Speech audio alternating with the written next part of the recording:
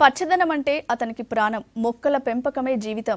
పుడమి తల్లి పచ్చదనం కోసం నిత్యం పరితపిస్తుంటాడు. అంతేకాదు తనకు తోచిన రీతిలో ప్రచారం చేస్తుంటాడు.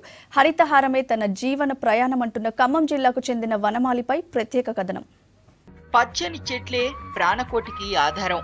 రోజు రోజుకు అడవులు అంతరించిపోతుండటంతో పొల్యూషన్ పెరిగిపోతోంది. 33% ఉండాల్సిన అడవులు 22%కి తగ్గాయి.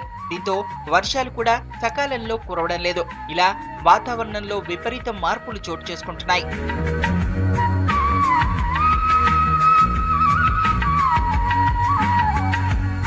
ఖమ్మం రూరల్ మండలం రెడ్డిపల్లికి చెందిన దరిపల్లి రామయ్యకు చెట్లంటే ప్రాణం. 43 ఏళ్లుగా మొక్కలు పెంచుతూనే ఉన్నాడు. ఆయన నాటిన చెట్లు పెద్ద పెద్ద వృక్షాలయ్యాయి. తన ఇంటి పరిసరాల్లో పెద్ద ఎత్తున మొక్కలు నాటి వాటిని ప్రాణప్రదంగా పెంచాడు.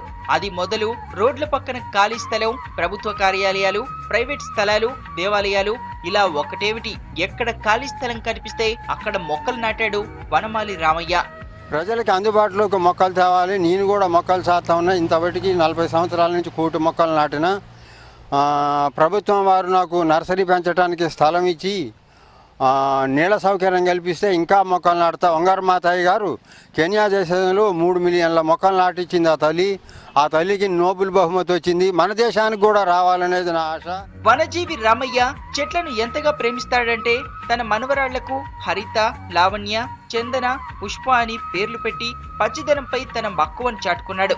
అలాగే తన కుమారుల వివాహాల శుభలేఖలపై వృక్షాల గురించిన సమాచారాన్ని ముద్రించి హరితహారానికి ప్రచారం కల్పించాడు.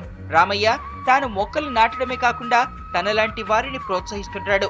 రాష్ట్ర ప్రభుత్వం చేపట్టిన హరితహారం స్ఫూర్తిని ఏనాడో అందిపుచ్చుకున్న రామయ్య అందరికీ ఆదర్శంగా నిలుస్తున్నాడంటున్నారు స్థానికులు. మండలం డెవలప్ చేయడం కోసం, మొక్కల పెంపకాన్ని గురించి ఆయన అభివృద్ధి చేయడం కోసం సహకరిస్తాడు. అందరికీ ఇంటింటికి తిరిగి చెట్లు ఇవ్వటం, ఈ అభివృద్ధి కార్యక్రమం కోసం తోడ్పడటం, అందులో అతను ప్రతి రోడ్లమ్మటి కూడా చెట్టు నాటడం, ఇవన్నీ ఆయన మొదటి నుంచి ఆయనకున్న మంచి లక్షణాలు. నోబెల్ బహుమతి గ్రహీత కెన్యా దేశానికి చెందిన వంగారి మాతేని స్ఫూర్తిగా రామయ్య 3 కోట్ల మొక్కలు నాటాలని లక్ష్యంగా పెట్టుకున్నాడు.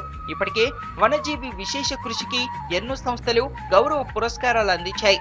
జిల్లా అటవీ శాఖ పర్యావరణ అవార్డును అందజేసింది. 1995లో కేంద్ర ప్రభుత్వం నుంచి సేవా పురస్కారం, అలాగే 2005లో సెంటర్ ఫర్ మీడియా సర్వీసెస్ సంస్థ అందజేసిన వనమిత్ర అవార్డు, మాజీ ప్రధాని పివి నరసింహారావు చేతుల మీదుగా వనమాలి బహుమతులు అందుకున్నారు.